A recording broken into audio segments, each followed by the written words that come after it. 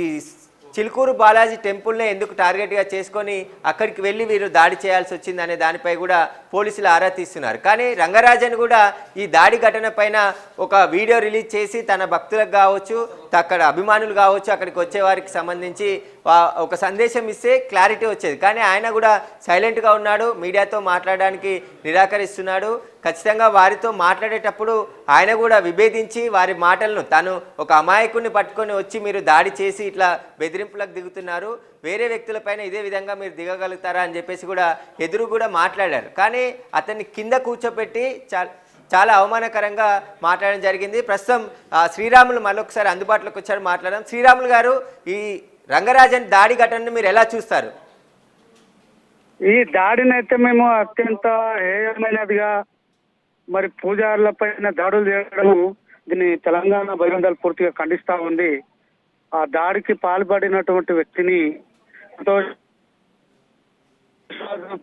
Arrest చేయడం జరిగింది.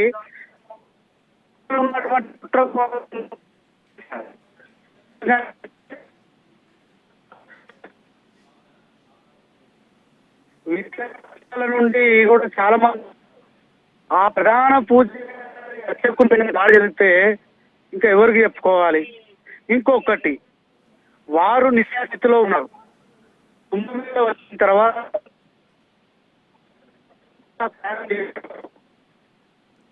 మీ signal problem వస్తుంది శ్రీరాములు గారు, క్లియర్ గా వినపడట్లేదు. ఇప్పుడు వినపడుతుందండి?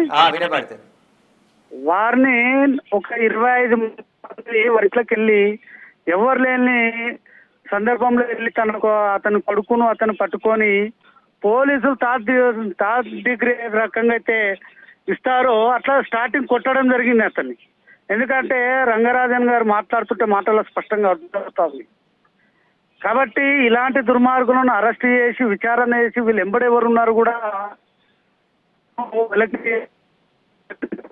హిందుత్వం గురించి ట్రై చేయాలనుకున్న వాళ్ళు ఎవరైనా కానీ పూజారులు కానీ అర్చకులు కానీ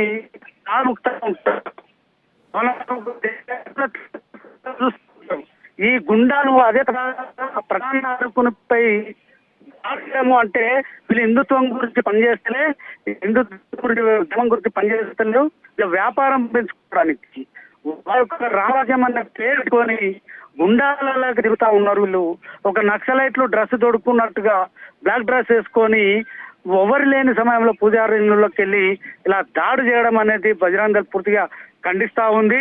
దీన్ని వెంబడే పోలీసులు కూడా ఛేదించాలి. మేము కూడా అన్ని జిల్లాలకు కూడా ఫోన్లు చేశాము.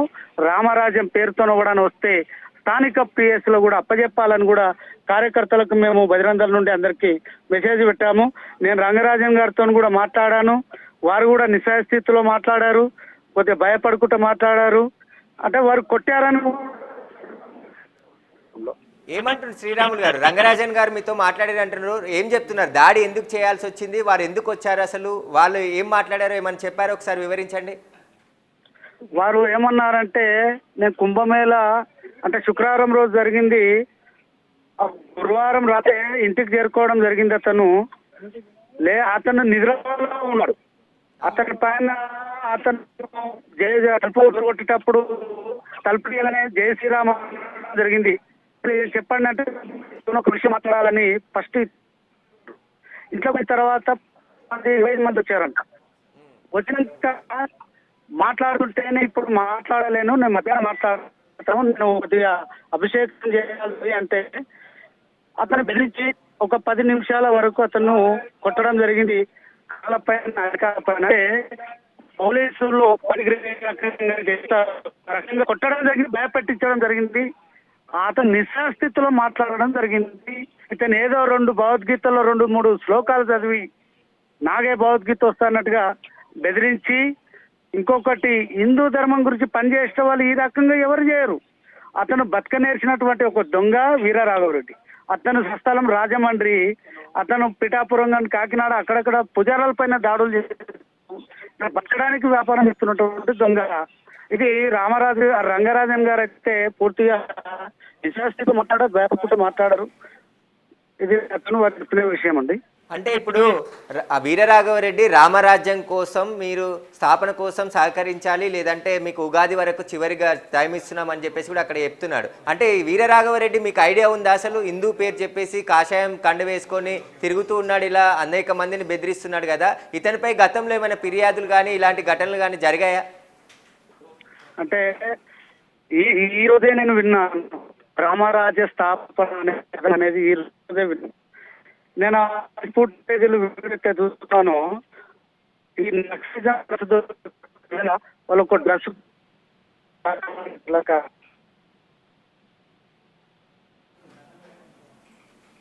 శ్రీరాములు గారు, మీ వాయిస్ క్లియర్గా వినబడట్లేదు, మళ్ళీ కాంటాక్ట్ అవుతాం మిమ్మల్ని.